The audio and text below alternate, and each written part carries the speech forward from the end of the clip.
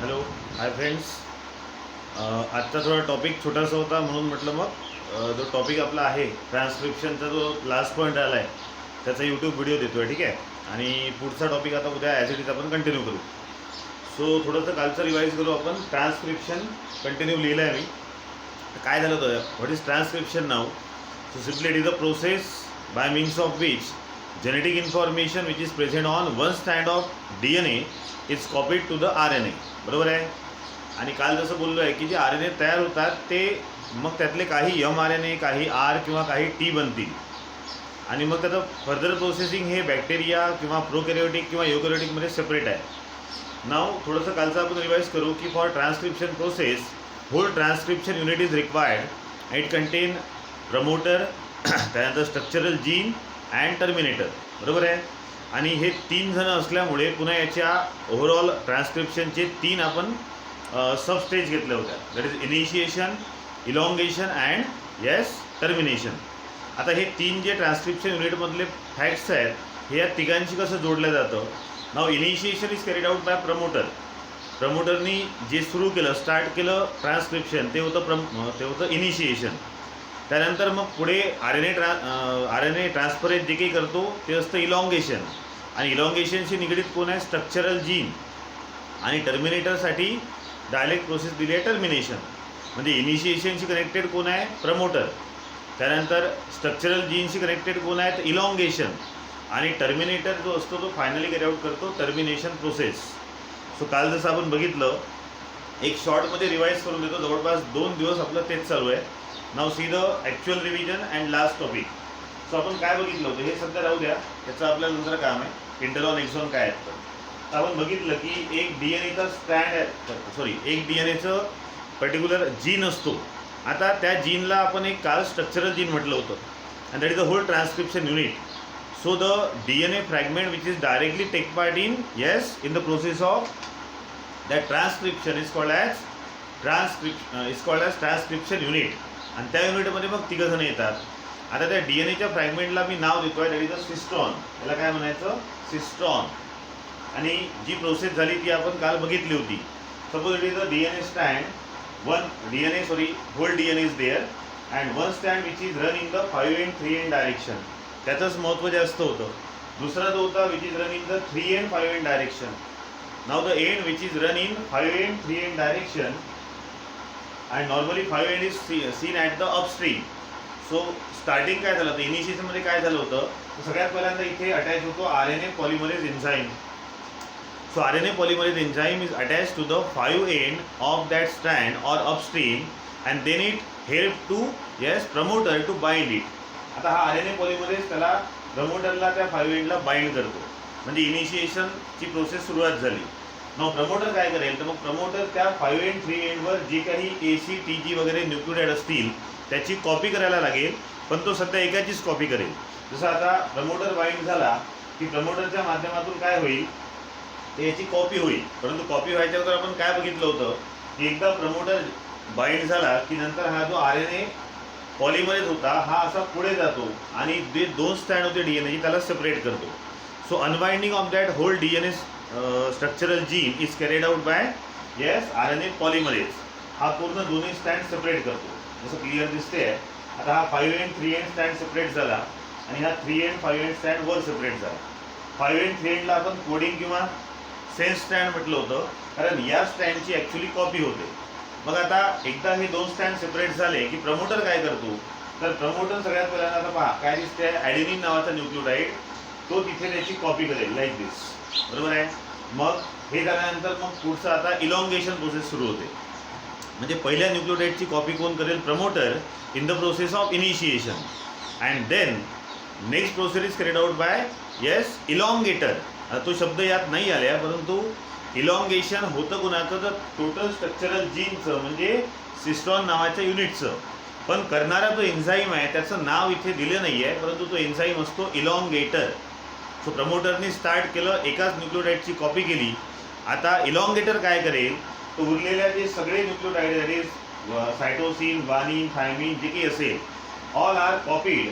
Now remember that DNA contain thymine, but in RNA, thymine is replaced by uracil म्हणून तुम्हाला clear दिसते पहा, एचं ए, सीचं सी, जीचं ॲज इट इज जी आणि टीच्या नंतर मग मी इथे लिहिलंय यू. सो फक्त एक लक्षात ठेवायचं की thymine which is present in the DNA stand it's during copy it is replaced by युरॅसिल.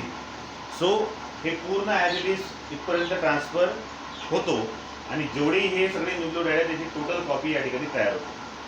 Now when finally it is reach to the terminator end, that is free end. Free एंडला कोण असतो? Terminator, जो आता hole त्या प्रोसेसचं termination करतो, त्या प्रोसेसला संपवतो. That is the terminator. Okay, which is located at the free end of that yes stand, that is coding stand. आता हा इथे आहे पहा न्यूली फॉर्म DNA. मी तर लिहिलं आहे new RNA, sorry newly form RNA is there. आता हे एकदा झालं की टर्मिनेशन काय करतो, पुन्हा सिग्नल देतो त्या होल DNAला किंवा सिस्टॉनला, आणि मग काय होईल तर हा जो न्यूली फॉर्म RNA आहे हा इथून असा ब्रेक होऊन जाईल. हा ब्रेक झाला इथून. क्लिअर? त्यानंतर हा जो अनवाइंड झालेला DNA हा पुन्हा आपण वाइंड होताना पाहतो. म्हणजे टर्मिनेशनचे दोन काम आहे. एक तर प्रोसेस संपली आहे कारण न्यूली फॉर्म RNA पूर्णपणे तयार झाला आहे, कॉपीड झाला आहे. So it give the signal to the cistron or whole DNA that fragment so that newly formed RNA is leave from the 5' and uncoiling DNA is again coiled and remains as it is in the nucleus. Now इथपर्यंत काल आपलं झालं आहे. आता पुढे आपण काय बघितलं, हा जो न्यूली फॉर्म RNA आहे हा जर म्हणजे बॅक्टेरिया असेल, प्रोकॅरियोटिक असेल किंवा युकॅरियोटिक, तिघांमध्येही हे इनिशिएशन, इलॉंगेशन आणि टर्मिनेशन सेम चालतं. नाव इन बॅक्टेरिया आता थोडंसं पहिल्यांदा आपण इंटरॉन एक्झॉन समजून घेऊ. तर हा जो न्यूली फॉर्म DNA झाला आहे, त्या न्यूली फॉर्म DNA मध्ये काही फ्रॅगमेंट आहे पहा, मी असं डार्क केलं आहे तर काही येलो आहेत, काही रेड केले आहे, काही येलो ठेवले आहेत. तर हे जे इथं लिहिलं आहे मी इंटरॉन आणि एक्झॉन आहे. आता इंटरॉन काय आहे तर small fragment which is lightly attach, म्हणजे ते असं म्हणतात की it is a lightly attach. तर असे तुकडे तुकडे असतात. काही तुकडे हे लाईटली आहेत, दॅट इज येलो कलर, आणि काही तुकडे जे आहेत ते थोडेसे डेन्सली किंवा रेड कलरमध्ये मी घेतले आहे, which is a densely pack. तर डेन्सली पॅक असणारे एक्झॉन आणि जे लाईटली पॅक आहेत ते इंटरॉन. क्लिअर? म्हणजे नॉमिनली जो नवीन RNA तयार होतो त्यामध्ये इंटरॉन आणि एक्झॉन असतात.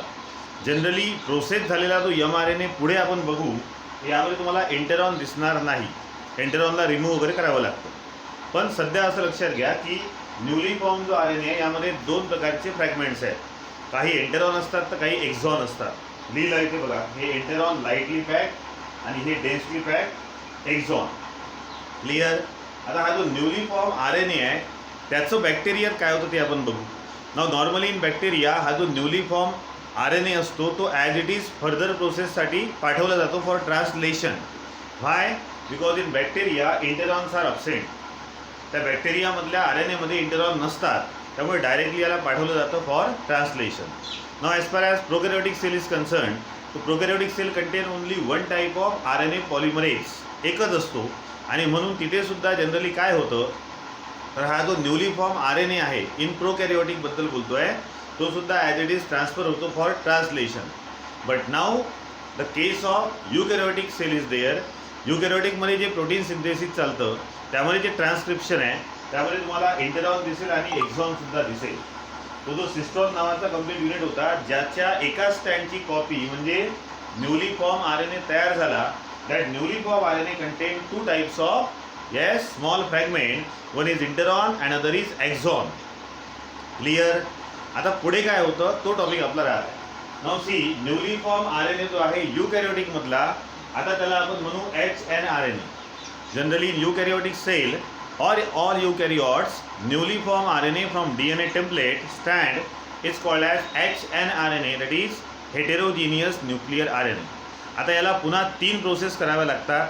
का 3 प्रोसेस कराव्या लागतात तर काल आपण बघितलं in eukaryotic sale instead of 1 there are 3 yes RNA polymerase enzymes are there.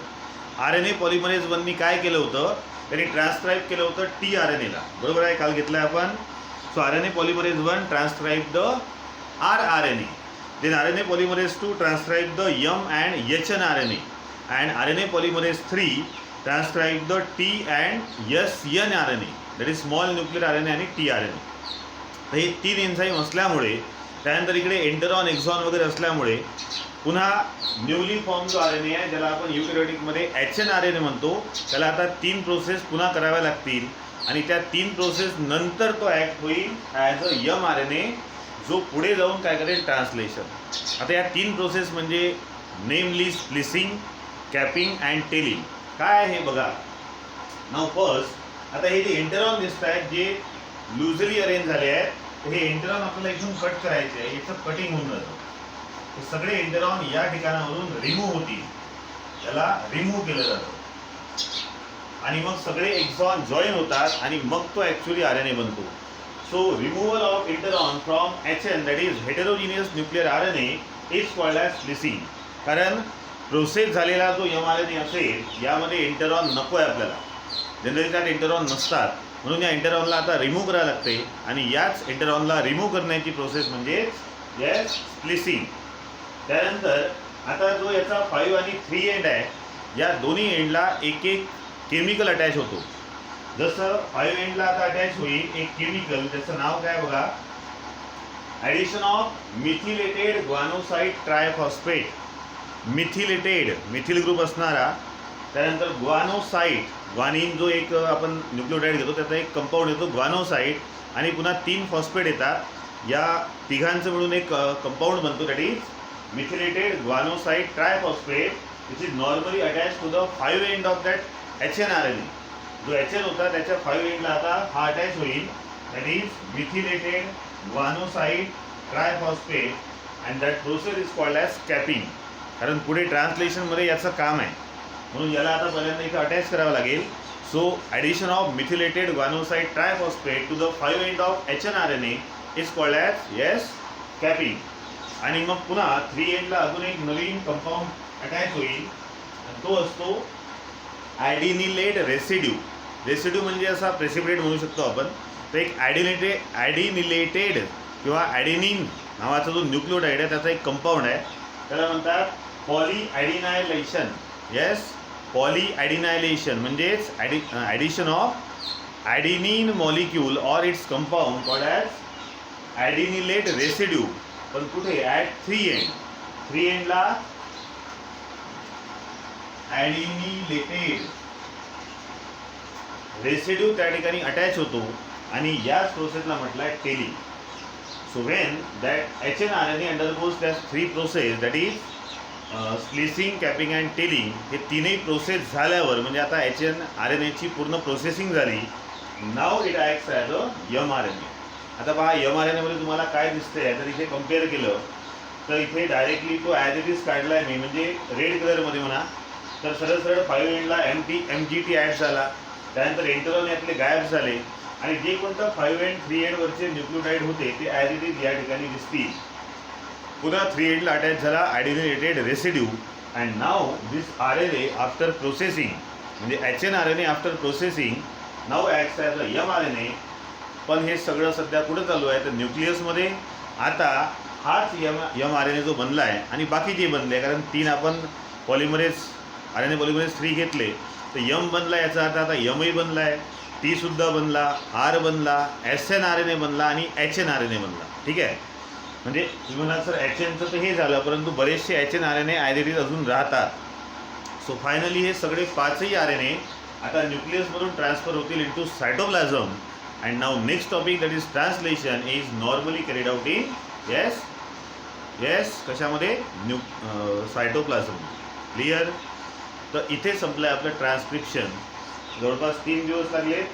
हे सगळं पुन्हा मी आज रिवाईज केलं आणि फायनली काय झालं तर त्या 3 प्रोसेस झाल्या, it is splicing, capping and telling.